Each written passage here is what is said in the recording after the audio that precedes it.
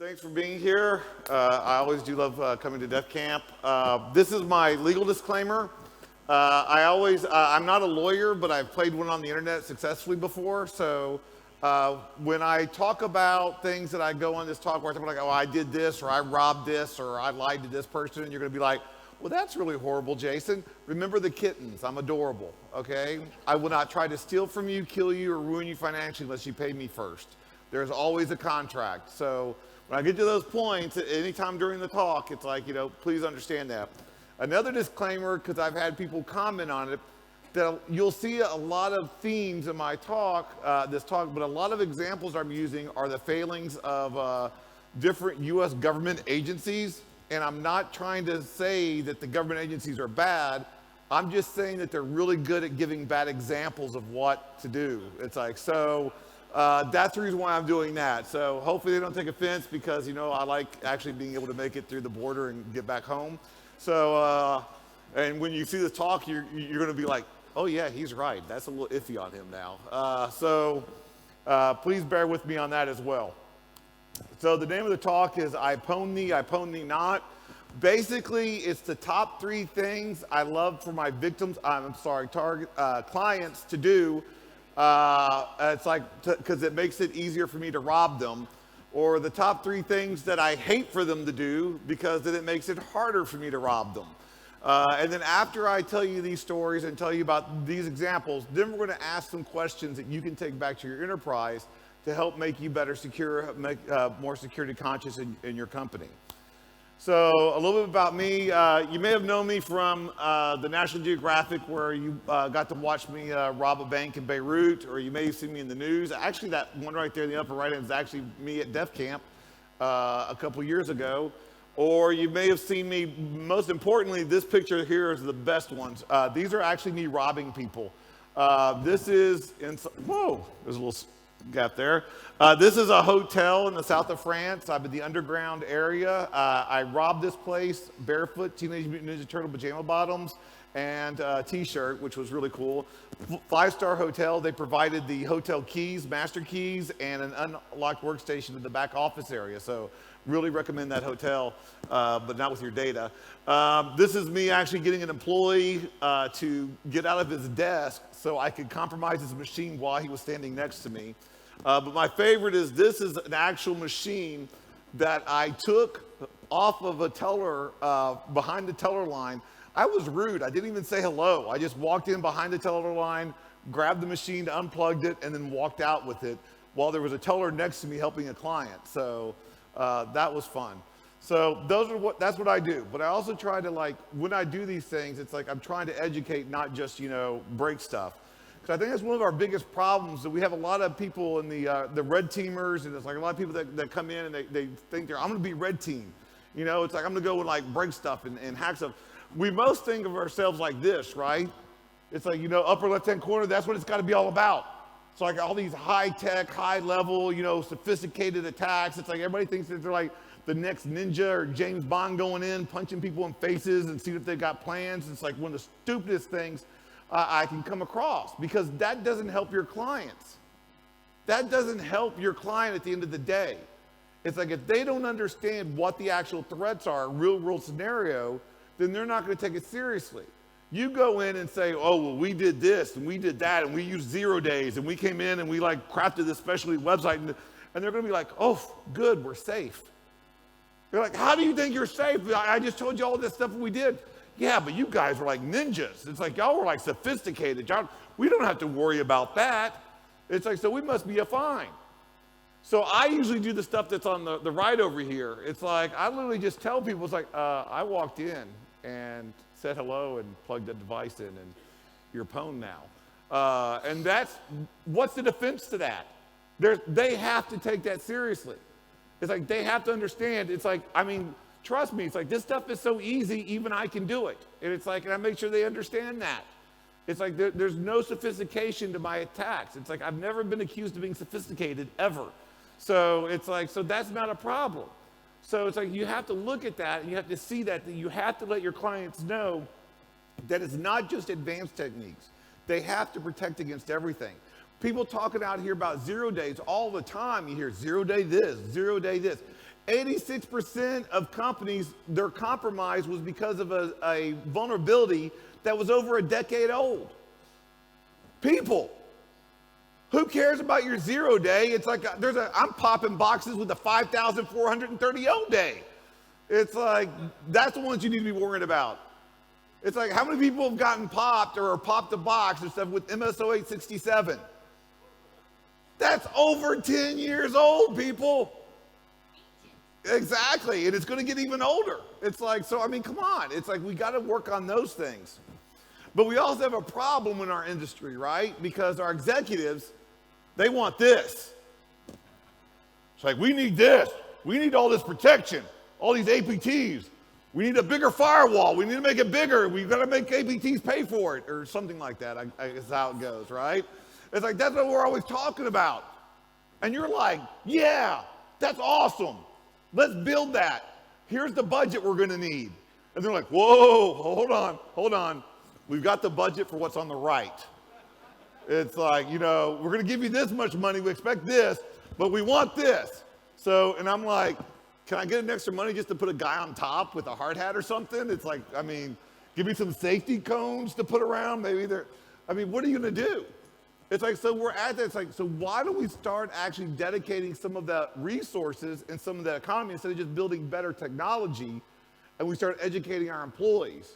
Why don't we just start diverting some of that money for all the big shiny blink? I mean, I know there's some blinky box vendors here too, and it's like, and blinky boxes are very important. It's like some come with blue lights now instead of red lights, so that's awesome.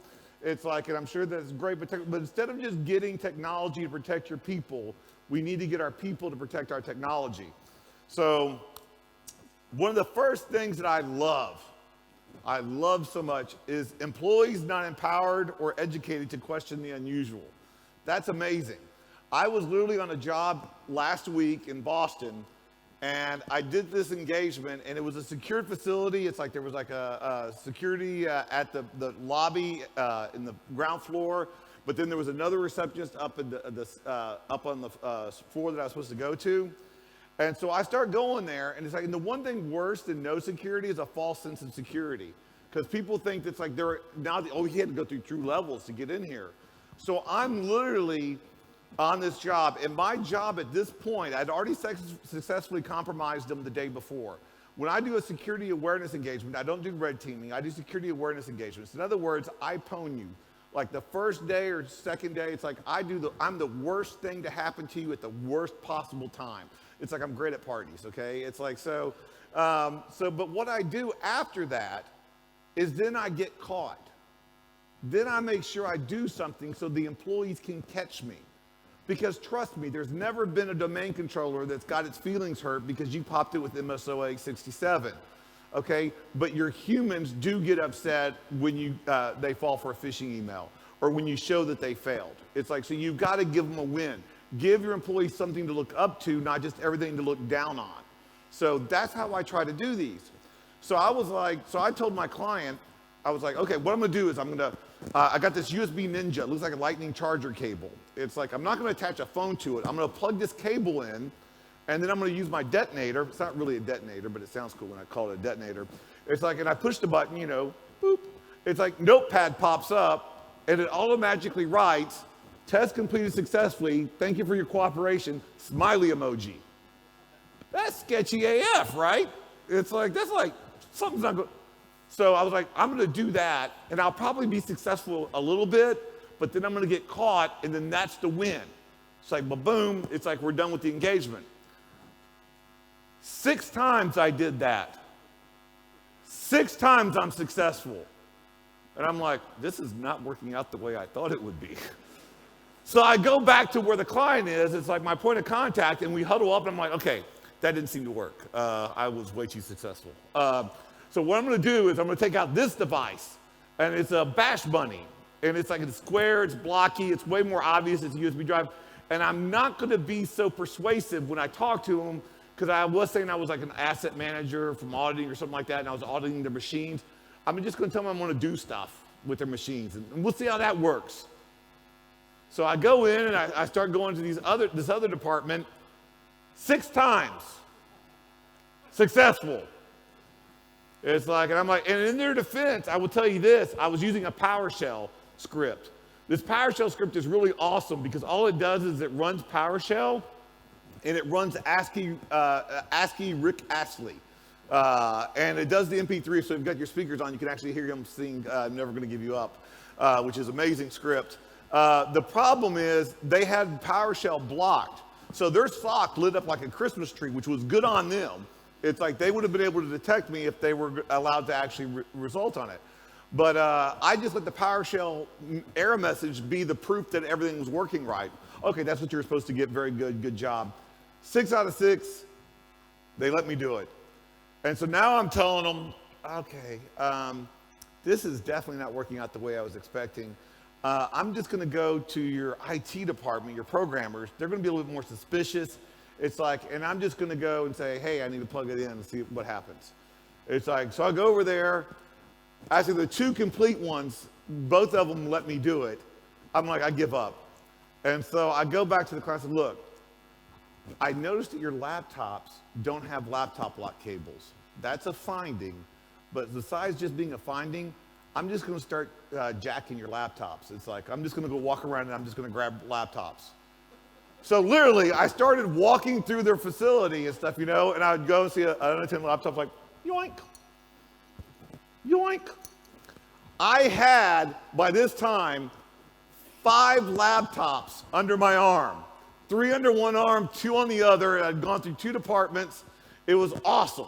It's like I literally said out loud to one group of people, I walked by and there was a MacBook, and it was like a thicker MacBook. It was one of the heavier ones. And literally there was another lighter laptop next to it, and I said out loud, oh, that one looks too heavy. I'm just gonna take this one. And I just took it, just based on weight, which I thought was sort of suspicious. So I'm now walking down this row of cubes, and there's 2 guys at the end of the row. And they're giving me that look. Like, that motherfucker. And they were talking to each other, and I think they're talking about, I'm not like a great social engineer, but I can pick up on some vibes. I think they're talking about me. So they're just waiting for me to get over there. And so I'm like, okay, sure, no problem. It's like, so I walk up to them, and halfway between them and me, I notice another laptop on a docking station. So I'm like walking, and I look, and I stop right at the laptop, and I look at them, and I look at the machine, and I like, yeah, undock it. Oops, it's like undock it, and I take it. I now have 6 laptops under my arms. I walk right up to him, and I'm going, hey, how's it going? What's up?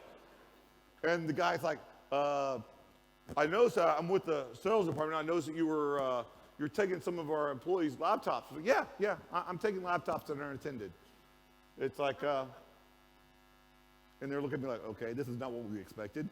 So it's like, well, these they're going to be coming back. They're going to need their laptops. So, oh yeah, of course they are. It's like I'm sure they'll get them back. It's like, I got to go now. I'll talk to you later. And I walked off. I literally made it to the elevator lobby. It's like, I will tell you, a lady in HR, she freaking 20 seconds later ran me down like she was coming in hot, guns blazing. It's like, if she would have made it to the glass door, I would have dropped the laptops. I was like, don't hurt me, please. It's like, but what was the biggest problem? Even those 2 guys, they did a good job. They tried to question, but they weren't empowered or educated on how to handle a situation like that. It doesn't matter how attentive your employees are if they're not aware of what should be done. If your employees didn't know that they should not let someone on their computer unless it's been authorized and they verified, then that's how you're going to keep getting malware. If they're not empowered to call security or to talk to someone about some weird sketchy person that said, running around plugging USB drives in, that's a problem. So you have to educate and empower your users because that's what's important. It's like, I should not have gotten past phase 1 in that, but it was because of the fact that people didn't know how to question. And once they did question, they didn't know how to confront or they didn't know how to respond. It's like, you have to make sure your employees are aware of that as well. Now, One of the things I hate, it's like, not the CIA, because you guys are probably in the audience, yay, but our public spaces that are well monitored and highly visible. I don't know if this is what the lobby of the CIA looks like. Can anybody help me? Is this what the lobby looks like? Okay, now we know where the feds are. So, so the key thing is like, what I tell people, the only way I'm gonna see the CIA is gonna be with a black bag over my head going through the back door. So I'm never seeing this lobby. So, but one of the things that I do hate is public spaces, your lobbies, your building lobbies that are well monitored, that are like, hard for traffic just to loiter. Because I love to loiter. It's like, who doesn't love to loiter? It's like, that's even a cool word, loitering. It's like, it's like, yeah, I'm loitering. It's like, so that's awesome. Except for in the places where you can't do that. So I was in Moscow last year, which is probably the reason why I'm on some other lists. It's like, I'm going back again right after DefCamp, which is awesome. It's like, and I was in Moscow, and I have some friends there. And I had a friend of mine say, hey, you're going to be in Moscow. Why don't you go hang out and do a tour of the Kaspersky headquarters? I'm like, sure. It's like, Eugene's a friend of mine. It's like, I met him in Germany. He's a really great guy, good hugger. It's like, I say, I'll do that. So I go to the headquarters, and if you know me, anybody, you think, I can't turn this off. Okay, it's like, it's not that I try to rob every person that I meet or every place that I go, but I always got to think about it. It's like how would I rob this building? So I can't help it. It's just one of those things. So it's like I get into the headquarters, and the first thing that I do, it's like I see the really cool elephant statue, which is really neat, and I see this big couch, and then there's like the reception area over there, but I don't want to go there just yet. I just want to sit down, sort of view the place. It's like, see what it's like. It's like. And there was some security by the gate for the visitors. I'm like, okay, that's cool. So before my butt touched leather, it's like before I was fully sitting down on that couch, security guy came over. Excuse me, comrade. It's like, he didn't say comrade, but I'm terrible with accents. It's like, how may I help you? It's like, are you here? Have you been registered? It's like, do you need, are you visiting someone? How can I be of service? It's like, let's make sure you get registered. I mean, this guy, I don't know if, I'm just saying, it's like this guy had a shirt that was either 2 times too small or muscles 4 times too big. It's like, and when you're that size, you can be as polite as you effing want, right? It's like, but he was very professional, very polite, but he firmly let me know, you got to register, okay? It's like, I don't know who you are, you're untrusted, get over there to the registration desk. So that's what I did, because I'm not arguing with that guy, right? So I go over there and I do that, and that's what you're supposed to do. It's like your people in your lobby should not be unverified for more than 5 minutes. That may be too long. It's like your lobby is not there to be comfortable. It's like so many people have these lobbies that they've got a Starbucks, and it's like they've got these little cafes, and it's like all these productive areas. I love those. My Wi-Fi pineapple loves those. It's like, I mean, those are great places to just hang out, watch the foot traffic, see when the shifts change, see what kind of badges people are using, get pictures of badges, clone badges. Those are amazing places. I love those lobbies. It's like your lobby is to get people verified and back to where they're supposed to go. That's it. It's like we have to get back and making sure that that's sort of what your lobbies are supposed to be like. Oh my gosh. It's like you can't talk. Is there any TSA agents in the room? I'm joking. This is a security conference. There's no TSA here. But one of the things is like, I mean, you can't talk about really bad failing security or security failure without mentioning the TSA at some point, which is another reason why I have problems and get nervous when I go back into the country. But one of the things that I love is no egress filtering or internal monitoring. I love that. It's like I literally was in I was bringing a friend an iPad on this trip, and TSA in the US, they were really good. They noticed that it was in the box. It was still in the box, and I put it in my main carry-on, and it's like, because it couldn't fit in my little bag, so it's like, so I put it in there, and they stopped me. Oh my gosh, they stopped me. I'm glad they didn't draw guns or anything, because it's like, I had that and I didn't take it out, and I'm like, It's an iPad. It's like, it's obvious it's an iPad. What's the deal? So you have to take it out, okay? Take it out, it's in the box. It's like, well, do I have to take it out of the box? No, you just keep it there. You just have to take it out. Yeah, that helps, right? So I do that, but now I've got a connection, and I got to connect through Charles de Gaulle. Okay, sorry. But they take great pride in being the worst airport in the world, I think. It's like, because I mean, the quality shows. So it's like, so I go through, I've got like an hour connection to get through there, and I'm like, mother, this is not gonna work. So I take the gamble. I realize it's like, well, they're supposed to stop me. It's like when they noticed the iPad in there, but the lines are horrible. The crowd is already going, I mean, come on, it's Charles de Gaulle. It's like, so it's all just a cluster right there. It's like, I'm gonna just leave it in there. It's like, and I don't think they're gonna say nothing because that guy is overworked. That guy knows he can use basic sense when he's allowed to, or when he's too lazy to do his job. It's like, I'm gonna count on that. Sure enough, right through. He failed. He did a bad job. It allowed me, I mean, I appreciated it. Don't get me wrong, I thought it was awesome, but he did not do his job. He detected something that was not irregular, and trust me, they're stupid rules anyway, okay? Their policies suck. It's like, it's not about security, it's about security theater. So it's like, but he still did not do his job. He still did not, because it was just easier to let it go, because there was too much crowd, he didn't want to worry that. That's where our problem is. Sometimes we have people monitoring, it's like, but they're not really using any critical thinking.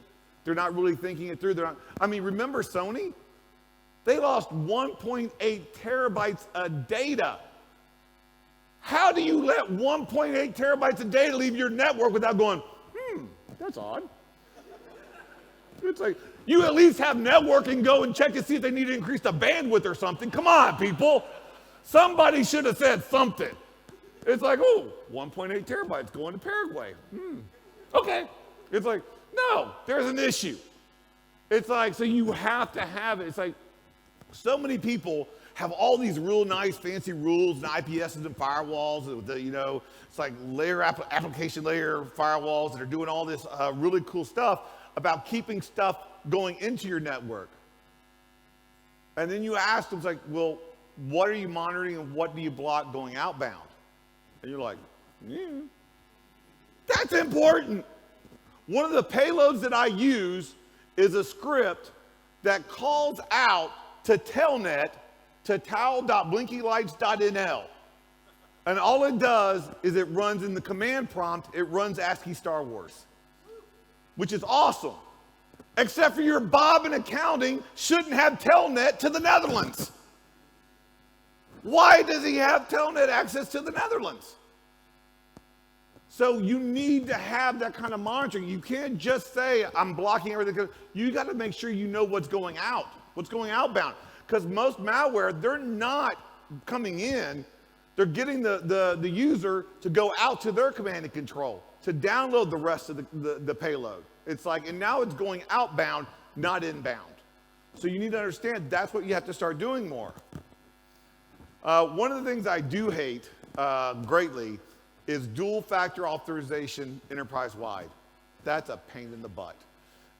It's like, because, I mean, I'm not talking about just on the network. I love computer-based dual factor authentication.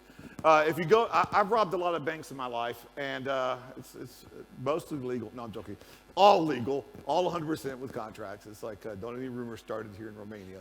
It's like, but whenever I go to the executive's office, they are allowed to do transfers and wire transfers for like millions of dollars. So that stuff you got to take seriously. So you got to have a dual factor authentication USB drive. It's like, you got to make sure you keep that at all times. It's like, because you got to authorize that. You don't want no one else to be able to do it. I'm joking. It's in the laptop usually 9 times out of 10. 9 times out of 10, they still plugged it in to the laptop. Trust me, the one other time, it's in their top drawer. It's like, when I do this job, I go through a lot of people's drawers. It's like, it was in the top drawer. It's usually where the USB key fob is.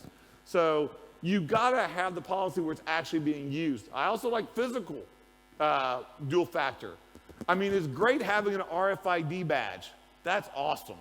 It's like, I mean, that takes like a whole, millisecond to copy now.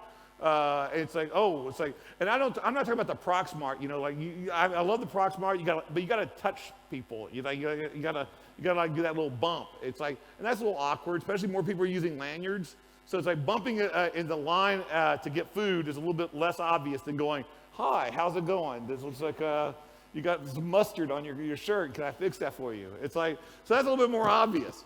Now you got the boss cloner that does it from 3 feet away, and it auto clones it. It's like, so I mean, the attacks are going to be more, so you have to start switching to not just having the RFID badge, but having a keypad. It's like you have to have that dual factor. It's like something that you have and something that you know. It's like, that's one of the things that we need to switch up, and I don't see enough of them, because trust me, it upsets me a lot when I'm trying to rob you and I find out that I can't go any further inside the building because I don't have the PIN code. It's like, sometimes I get the PIN code, because it doesn't matter how great your sophisticated your thing is, if your PIN pad is worn out and I see the keys rubbed off is 2 and 4 and 1 and 3, I'm like, let me get my calculus out and see what that code is. It's like, it's not really hard if you're like letting them wear down and use the same PIN code. It's like, because a 4-digit PIN code, that's 21 times. It takes 21 times to guess that. It's like, and I'm good at, it's like I play a lot of Angry Birds. I'm good at like punching that button really quick. It's like, I can find it. So you need to make sure that they understand that.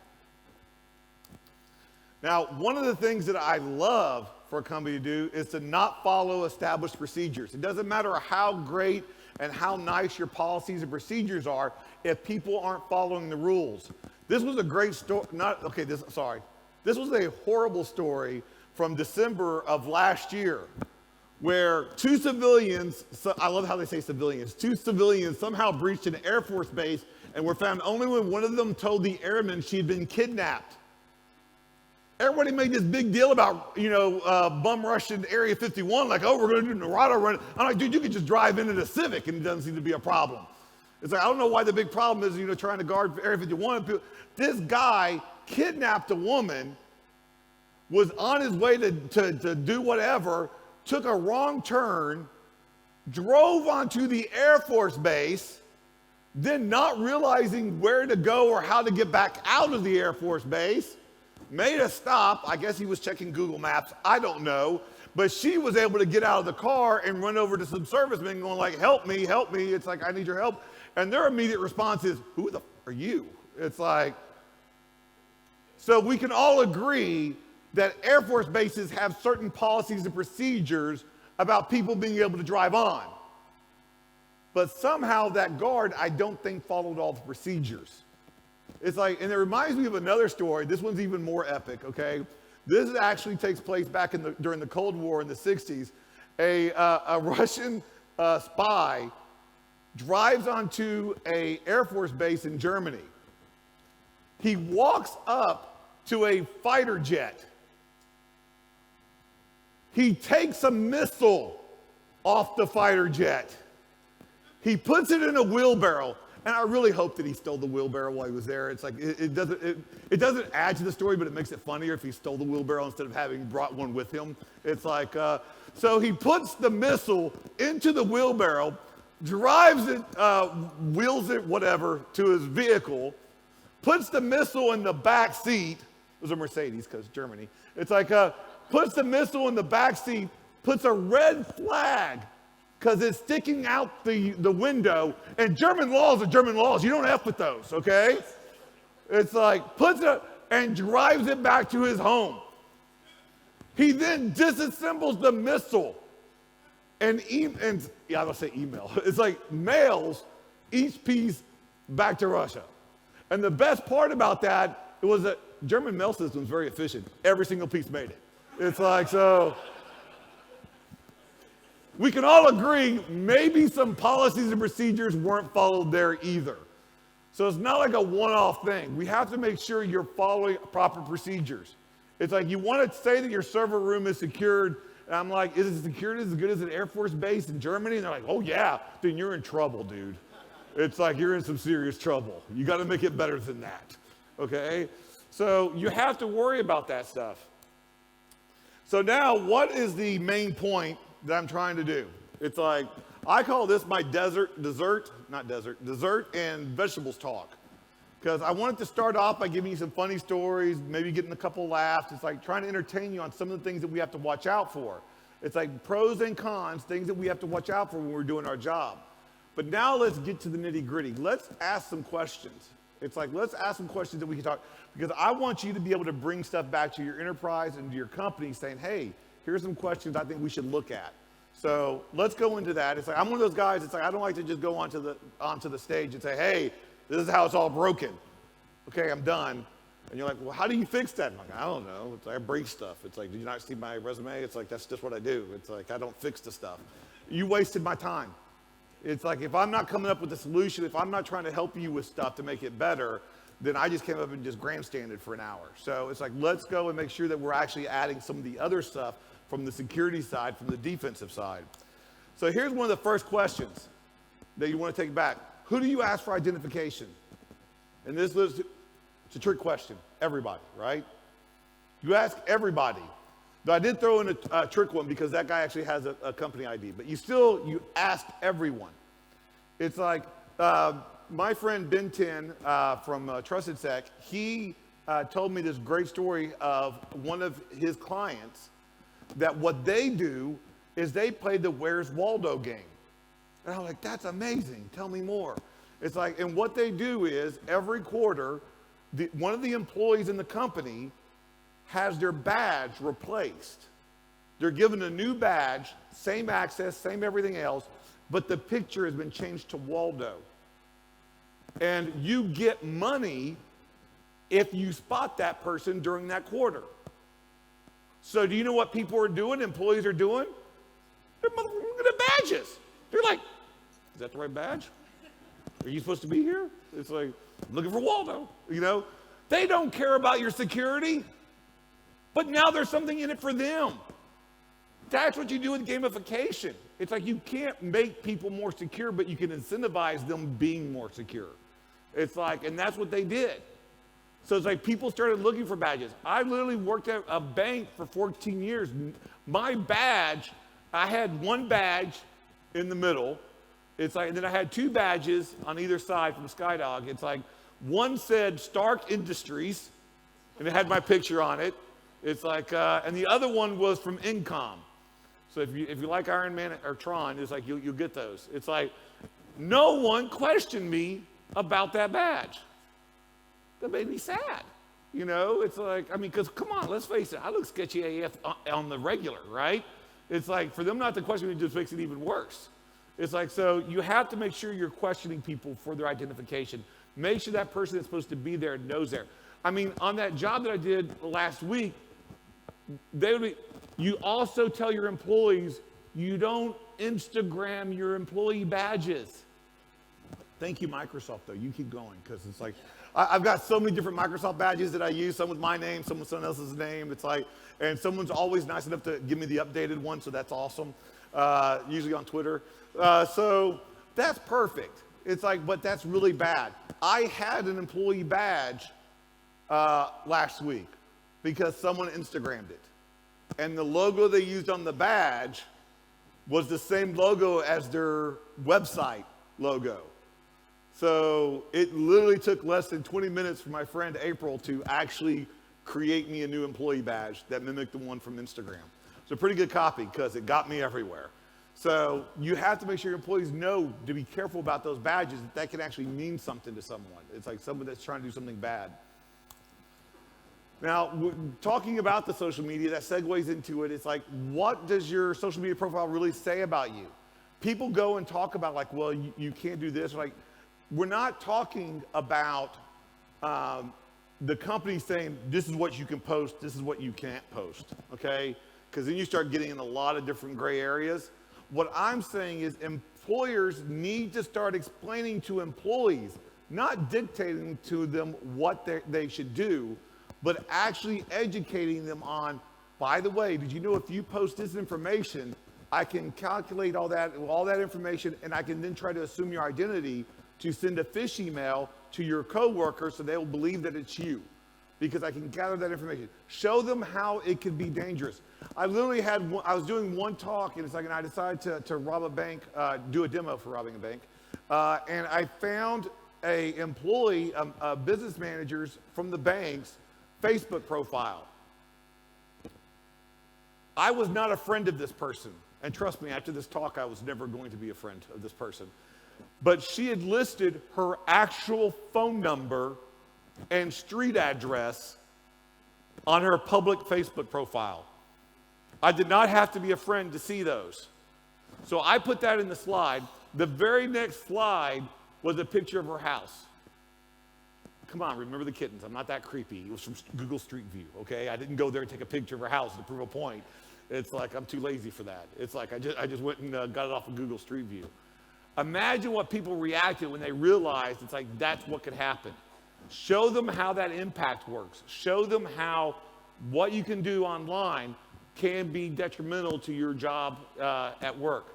It's like, I mean, I've had other issues too as well with other situations where I've posted some questionable content. It's like before. And my CIO one time, the only time that I got caught on it, it's like someone tried to catch me on it, was the CIO of the bank I used to work for. It's like, Jason, I'm glad you had a good time at DefCon. It's like, I follow you on Twitter.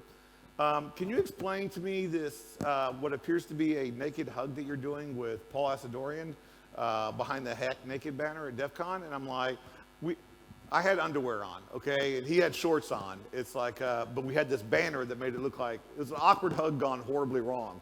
And I still blame Paul and Dave Kennedy for that. And I just explained to him, it's like, dude, let me break it down to you. It's like, what I tweet is my stuff. It's like not your stuff. I've never referenced you publicly, so I don't care. And also, I have more followers than this bank does, so I don't care about that either. So, and he's like, valid points. Exactly. He hated me anyway, don't worry. It's like, it was way before this.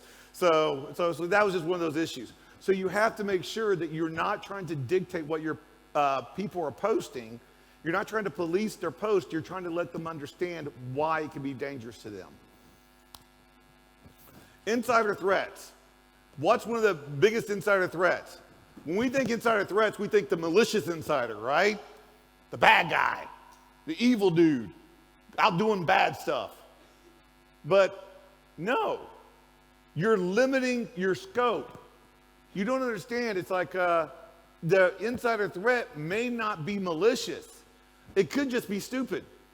And once again, I said something about bad security and stupidity. You know, I'm bringing up the TSA again. So here is about 14 million check bags passed through TSA hands during the Thanksgiving holiday weekend. That's an awesome story. Why did you print the keys out? Why did you show everybody exactly what the keys look like so people can make blanks? And trust me, you can 3D print all these keys now. They're available online to print. When the government was reached for comment, Homeland Security was asked, like, dude, why'd you do this? This is a security breach. Homeland Security, remember, the same government who wants all your encryption keys on your mobile devices, it's like doing stuff with these keys, they were like, it's not really a security thing, it's for convenience to the travelers. It's like, so we don't really consider this an issue where we're gonna have to resolve it. And I'm like, yeah, I really want you back during my Apple, thank you. It's like, you know, that's a problem. We have to ask ourselves that. It's like, that's one of the things you have to worry about. They could care less, they screwed up.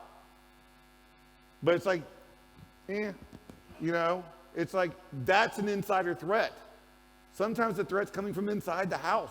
It's like, I had an executive one time at a company who decided to be a good worker. He decided to go above and beyond his job because he noticed that he was spending a lot of time in the conference room and he was not able to get emails. He wasn't able to respond to situations fast enough because he had like an hour or 2 hours in this conference room. So he did the best thing that he could do.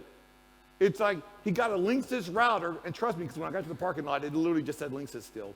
It's like, got a Linksys router, plugged in the internal network into the internet jack of the Linksys, And now he had Wi-Fi in the conference room so he could still do work and still answer his emails and be very productive. Guess who else was very productive that day? It's like, that'd be me. It's like, that's an issue. He was not a malicious insider. It doesn't matter when you're reporting the breach. He had that going for 6 months before I got there. I'm glad I was the only one there. It's like I was taking a whole roll of Vans, just be rolled up right to it and stuff, It's like the saturation is just horrible. So you got to make sure that, look for the insiders that are not being malicious, but they could just be making mistakes. They're not educated properly. And phishing is one of the leading causes of compromise, but do your employees really take it seriously? I put this in today. It's like phishing attacks reached highest levels in 3 years. It's like we keep talking about all these dangers online, all these different vulnerabilities, all these different holes in OSs and software and mobile. People are still clicking links, people. It's like, hey, I'll send you, give me your email address later. It's like, I'll send you something and you'll love it. It's like, so, I'm telling you, educating your employees about the dangers. Remember, Target lost over $300 million. And it wasn't their company that got breached first. It was an HVAC company, their aircon company. One employee clicked one link. Target just had a relationship with them, a service agreement, lost $300 million because of that one link and that one email. When you ever hear these, feds or security people, they're talking about like, well, it was APT. Well, you gotta be careful about APT. I hate that. Let's be honest, advanced persistent threats. Really? That's what you tell your stockholders and shareholders and stuff, stock people, when you got popped, right? APT stands for adequate phishing technique. That's it. 99% of the time, that's your APT right there. It's like, so we need to stop trying to make it look like you got popped by a link. It's like someone said, click here for your UPS package. That's not sophisticated, okay? That's not advanced. It's like, it is slightly threatening, because it's like, you want to get that package, but still, it doesn't matter. So you need to train your employees not to just to be aware and suspicious of emails. Emails are dangerous things. It's dangerous to go alone. Take this, your antivirus and all your other stuff. But educate them as well on how to do it. And do you vet your security system to make sure they are operating as intended? I think this is a perfect example because I love this. Like, the NSA improperly overcollected call detail records for a second time last year. Documents show renewing privacy concerns about the surveillance program due to expire in December. And have you ever noticed, and this is from this year, this is from June, have you ever noticed the NSA, just like Facebook, coincidence, have always, when they've made a mistake, it's always to suck down more data? Have you ever gotten a notice from Facebook saying, oh, we accidentally locked your account down more so it was more private, so if you need to share stuff more publicly, it's like you need to change your settings? Nope. It's always, hey, we left it wide open, our bad. Facebook just had another one where they said that. It's like where they just had their group's privacy data was like, oops, somehow that was being collected by everybody. Hate it when that happens. It's like, so why do we let sales engineers come in, buy us dinner, it's like, tell us about all the wonderful gizmos and bibobs and things that our device can do, plug it in, set the defaults, and no, our job is done. And then you're like, okay, we're protected. Snort's installed with the default rule base. We should be fine, right? No, there's a problem with that. You need to vet. Every quarter, you should be sending malware to one of your systems. Don't get on Twitter saying, Jason's saying send the malware. No, have a system that is dedicated, that mirrors your work environment, that the network mirrors your work environment, but is segmented from your company. It's like, and send it malware. See if your email controls actually work. See if it does a callback, if the firewall reports it. See what goes on the network, what alerts see it. Because sometimes you're going to be surprised, nothing did. That's an issue. So you need to vet it. You can't just say, oh, he bought me dinner, everything should work out fine. No. You need to test that, trust but verified. It's like, make sure that that equipment is actually doing what you paid that billions of dollars for. It's like, I mean, we all know that the light's blue now, so it's like, it's definitely working, but what else is it doing? So you gotta test those things. And also, this is an important thing, okay? I'm sorry, I'm not trying to just keep picking on them. Come on, they're really bad. It's like, should your incident response create another incident? This was a response from Homeland Security. I'm so not getting back home now. U.S. Customs and Border Control said the traveler and license plate image data hacked from its contractor was not found on the dark web. I love that. Don't worry, citizens. We searched the dark web. Okay, that's the way you're supposed to say it. I don't know why I didn't make the rules, okay? So they're saying it's like they get popped because a contractor didn't follow policies and procedures, copied their data, the government data, off the government servers, which was against policy, against procedures, shock face right now. It's like, and copied over to the internal network of the contracting company that the government hired. And this is, hope you're sitting down for this, sorry guys in the back, but that company got popped. What were the odds, right? And then 300 gigs of data were downloaded and stolen. They didn't find out till they got a notice from the attacker going, ha ha, we got you, you know? So Homeland Security was trying to do like damage controls, like, don't worry, we searched the dark web. You're safe. Literally, just hours later, Joseph Cott goes, here's another image from the hacked CBP contractor that was leaked on the dark web. You can see the person's face and vehicle license plate clearly were blurred. There are thousands of these images free for anyone to download on the dark web. Website. He literally found it in under 3 hours. That's a problem. So now, not only do you have an incident breach from Homeland Security, it's like they're having, but now how can you trust them? Like you did before, but still, how can you trust them now? It's like with this issue. It's like because they lied. They did not adequately inform you.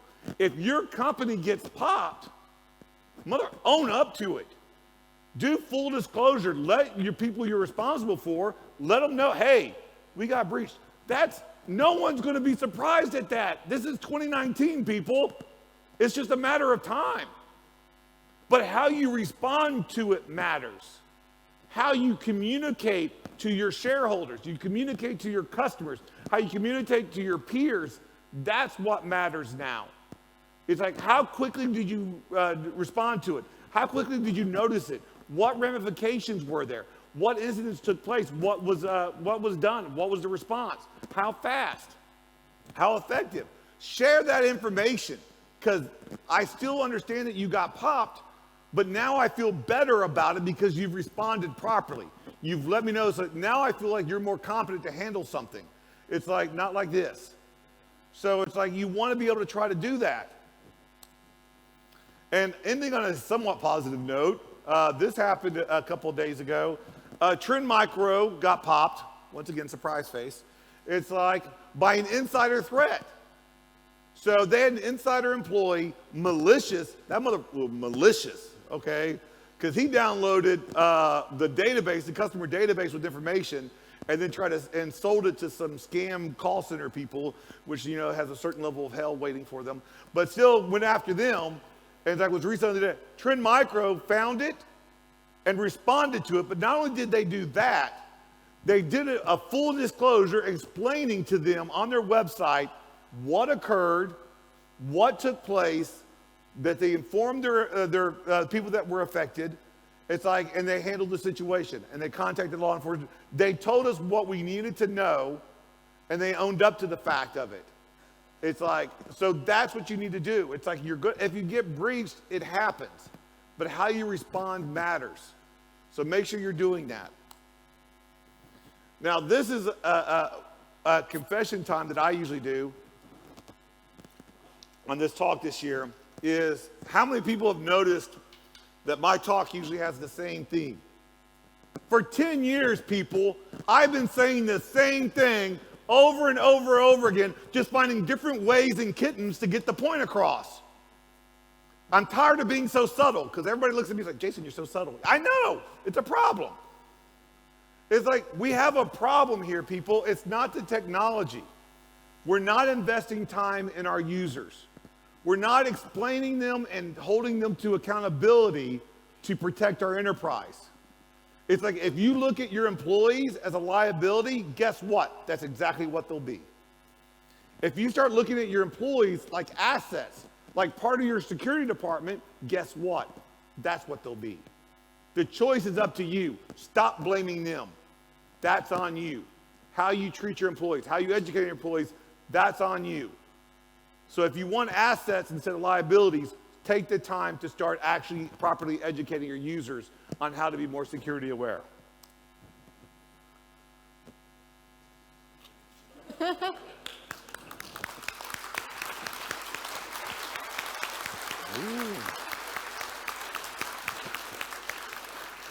Thank you so much, Jason. I think we're going to need a minute to take that in. So we have time for 2 very quick questions. Yes. My quick question was, if you have a low security budget for your system, how do you secure it? If you have a low security budget for your company, it's like, how do you secure it? You do that by how much does the poster board cost? It's like putting security awareness posters, printing them out, putting them in the break rooms. It's like getting a gift card. It's like, and then saying there's a raffle every quarter for people who respond to a phishing email or they respond to a visitor, they get entered into a drawing. The prize doesn't change quarter to quarter, but the people that participate do. So find low budget ways to do that, to make it a competition, make it sort of gamification for your users.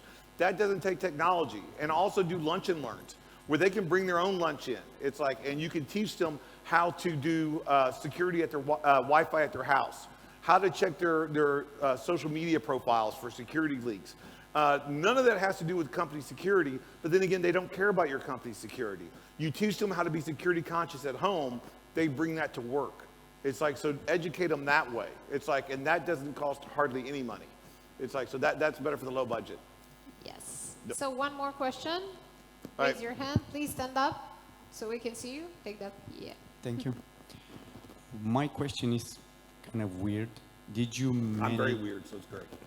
Did you manage to steal a surveillance camera ever? Or did you think about that? Thank you. No, I have not stolen surveillance cameras, but I have stolen DVRs before. It's like, it's way easier. It's like, because the cameras are a little bit more obvious. It's like, but if you take the DVR that they all record to, you're just as good. It's like, you know, it's all about numbers. That was awesome. Thank you so much again, Jason. Thank you for having me. And thanks again to Jeff for letting me borrow his laptop.